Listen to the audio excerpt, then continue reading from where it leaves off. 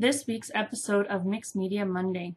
Today I'm doing a super layered page where I just kind of started with ripping these pages and having rough edges, and then I just kind of let it lead me where it wanted to go. And by the time that I was done with it, I was so extremely happy with it that I'm hoping that I can just set myself free and create some more just like this in the future. So I started off with just ripping up the pages and creating masks on the page. And then I grabbed a bunch of random sprays from my sprays bucket and grabbed a bunch of stencils as well and laid them on top and started spraying like crazy just to create that initial layer of color. This stencil, I believe, is from Crafters Workshop, and the spray is in a black bottle, so that's a Lindy Stamp Gang spray. I was going to use all different kinds of papers that I had ripped up, but I really just loved these three that I just kept repositioning them. Here's another stencil. The blue is a Lindy Stamp spray, but I'm not sure who makes the stencil. It's probably something from Michaels, actually. And then I'm just repositioning in order to allow some of the white space to be covered and some of the stuff that's already colored to have some pattern. This stencil I suspect is a Diane Riuli, but I'm not 100% certain. And the spray is a Mr. Huey's yellow. I can't tell you what exactly color that is, but it is from Mr. Huey's spray. I love how the Mr. Huey spray because there's such a huge amount of saturating color, and yet not much seems to actually come out of the bottle, and my bottles have lasted quite a long time. This stencil is from Michaels as well, and the spray that I'm using that's just kind of sitting on top of that's a Heidi Swapp. I wasn't too impressed with the way that this one sprayed by comparison to the other sprays that I'm using for this project, but I suspect that has a lot to do with the chemical makeup of the sprays. I find that the Heidi Swapp sprays, or at least my Heidi Swapp sprays, don't really like the stencils that I use. They seem to be there's too much moisture in them. This stencil is a Mr. Huey stencil, and it's just a zigzag pattern, and that spray was back to a Lindy Stamp Gang. The next thing that I'm going to do is take my heat gun to this and I'm going to dry it. I was going to cut a lot of this part of the video out because it's pretty excuse me, it's pretty boring to watch you or to watch somebody heat gunning their page, or heat setting their page. But what I wanted to get at was that I'm not shaking this like a hairdryer. I'm not shaking up the components on the inside of the hairdryer, and I found that I'm blowing up a lot fewer of my heat guns by doing this nice smooth, keeping the heat gun moving but not shaking it like a blow dryer. This mask that I put on here is a mask I made myself of a sparrow. And then I'm just going to flip it over and put it underneath to put the color underneath. And then I'm going to dry it again. The spray that I sprayed over top I think was a Tattered Angels chalkboard brown. And there's so much glimmer, or there's so much shine to this chalkboard brown that it tends to go pink rather than brown. And I've used it for a lot of projects for like the hair of dolls and paper piecing and so forth. So once I get that stencil on there, I get it all dried off and cleaned up, and then I put it back on top here so that I can keep my bird shape safe while I use these other stencils. Now what I'm using here is, I think that's a Stencil 1 stencil, and I'm using Eggshell Chalkboard Paint by Prima. And I'm just going over the entire project, and I'm just covering that for the background there. I could have added this dimension to the background first, could have added that layer first and then done my sparrow, but I really did want to have the white on the top, and I wanted to have the sparrow coming through. So I just go over the entire page wherever there's an exposed bit of color, and I can see through to where the sparrow is, but I did cover it with the mask again to keep it from going into the bird, and then I'm just making sure that it goes over the entire page. This video is shaking so much because I have two fold-out tables, and I happened, for the last several videos, I happened to put the camera on the same table that I'm working on rather than on the other table and have it shine in this direction. So I'm sorry that my past few videos have been quite wobbly and maybe even nauseating. But I will be moving back into my workshop soon, and so to do my videos, so that should eliminate a lot of the issues that we're having with one of them is the changing light. Depending on what time of day I'm working at, the light scale changes on throughout a video sometimes, and in addition to that, the shakiness of my videos should change as well, and that will be good. So I just take this eggshell chalkboard paint and I go over it, and it's not going to be a really heavy opaque kind of coloring to it because I'm allowing it to kind of ghost over top, and that's the effect that I'm looking for. I want a little bit of that color to come up through. I want you to know that there was texture underneath these shapes, and so I'm not trying to make it a heavy opaque. I'm trying to just make it so that it adds another layer, another dimension to the whole project. Next stencil I'm going to grab is from Prima. I can't remember what it's called, but I'm going to use a makeup sponge and some black gesso.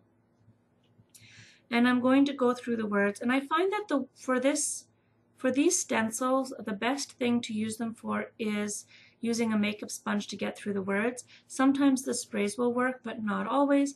And I've tried them for jelly plate printing as well, and they don't give me the effect that I want on the first layer, but they do a fabulous, fabulous effect for the base layer, and the ghost layer comes out quite fabulous as well. So these stencils are good for basically anything, but the top layer of a jelly print can be quite frustrating. And I just love how that black just pops right off of there. So because of how that black pops, I decided that this page needs some more black. So I made sure to look through the stencil at where the bird was to make sure that I don't cover any of the bird with the black. And then I just go over wherever I want on the stencil in kind of a random fashion and fill the spaces in black. When I was doing my write-up for this video, I was quite astounded by how many stencils I actually used for this video or this project, and I went over it over and over again, and I just could not. I was counting them, and I ended up with, let's see, 7 different stencils. And I didn't know that that was a trend that I had, where I would use so many of my stencils. I sometimes feel guilty for buying them and not using them. But between jelly plate printing and projects like this, I realized that I do get a lot of use out of my stencils, and they pay themselves off in use quite quickly in my workshop. I also have my classes, of course, which use my stencils, and I also have my friends that come over and play with me, that art with me. They use my stencils as well. So what I'm doing here is I'm just coloring the bird with, or going over the bird as if I'm using a pencil crayon, but that pencil is actually a white Stabilo All. It is water soluble, and then it becomes permanent after it's activated. So I've gone over the whole thing and with the white Stabilo, and then I'm going to take a brush with water on it, a wash brush, and I'm just going to activate that white Stabilo. When I activate that white Stabilo, it's going to go through and it's going to pull up the sprays that I've used. And because most of the sprays were in the yellow and green and blue color ranges, I'm going to end up with a green bird. I then grabbed onto a dictionary page and I wrote what I want the title to be, and then I rip out the dictionary page around the letters and the words, and then I decide where I'm going to put it.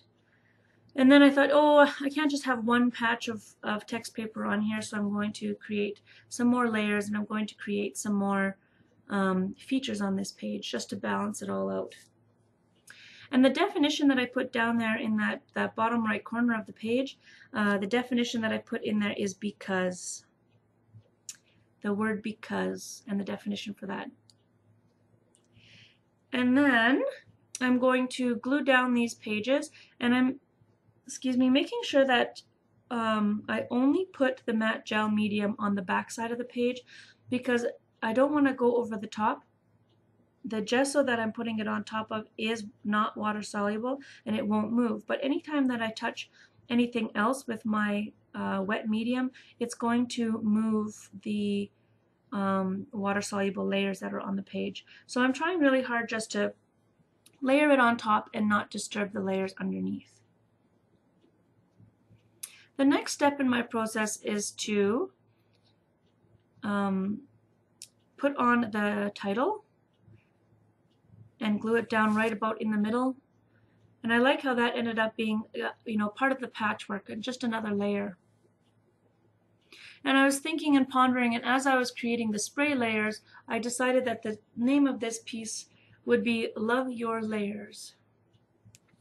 And this title doesn't just speak to this piece. It doesn't just speak to love all the layers that you've added to the page, all the inks, all the paints, all the stencils, all the words, all the everything. It doesn't just speak to that. It speaks to me as a person as well as love the layers of who I am. Because there are layers of me that are happy. There's layers that are sad. There's layers of me that are round, I guess you could say, and layers that are slim. And a lot of people have a hard time loving who they are from the inside out, and I've been working pretty hard on that over the last 5 years or so, and I'm finding that I really do love the layers of who I am. I love the layers that are all part of me. And even when some of them are hard to deal with on a day here and there, I still do love that layer.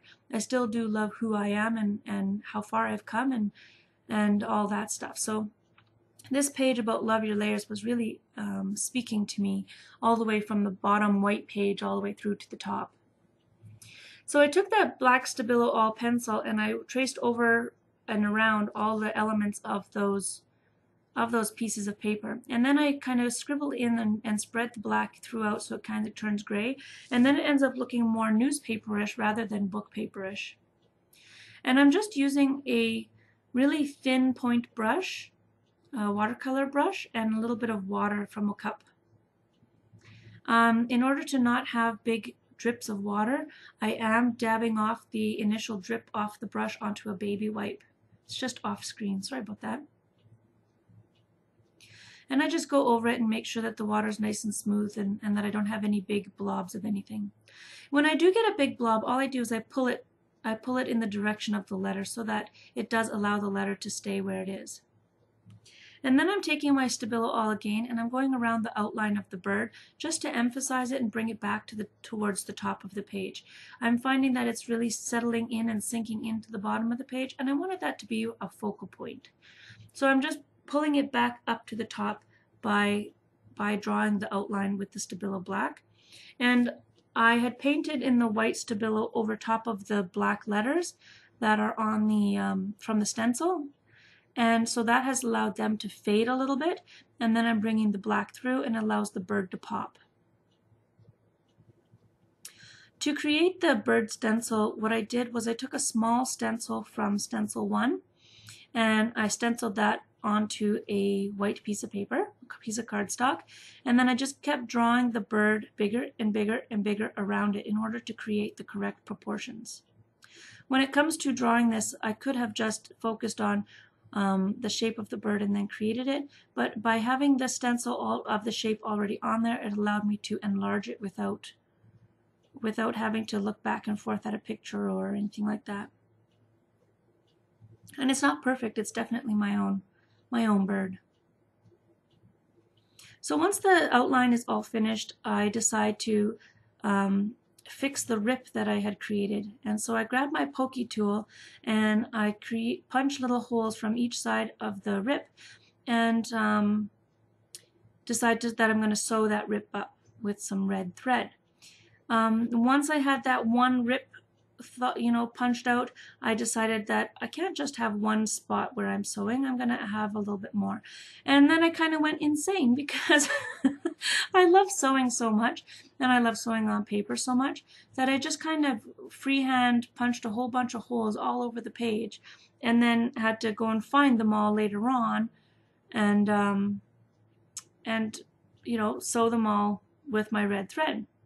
Now, the red was kind of a symbol of love and adoration, just like a Valentine, and all the stitching was kind of, you know, sewing myself back together, sewing up your heart, sewing your figuring out who you are, and sewing those patchworks together. And the symbolism of it just kind of hit me that it's totally what I've been doing with it through my art journey. So that's where I took it. And so the next step is to take out my red thread, and now this red thread is it's a heavy waxed thread, and it's mostly used for canvas. If you notice there, I'm not using a knot on the back of the page. I don't want that 3D effect. So what I'm doing is I'm just laying the back of the thread down, and then every stitch that I make goes over top of it to anchor it. And then I have it flat on the opposite side of the page, and I don't have to worry about it pulling or coming out. And I do that for every space that I have stitched. Now, at first look of this page, the red isn't glaringly obvious because there's so much other activity going on, but the red does show you that there is stitching in the page. And I didn't want to show you all the stitching because that would take too long and be too boring, so after this one lineup, I just go through and stitch everything else off camera. Some of it I did in a cross stitch, and some of it I did in a straight stitch, or in a looping stitch. So it doesn't really matter as long as all the holes got filled. And then I went on to the rest of the sewing throughout the entire page. And there you have it. This is Love Your Layers by me, Lizzie, at Lizzie's Workshop. And you can see all the different layers in there. I ended up writing less or more on the 2 side patches just to make the project feel finished. Thanks for watching Lizzie's Workshop, Mixed Media Monday.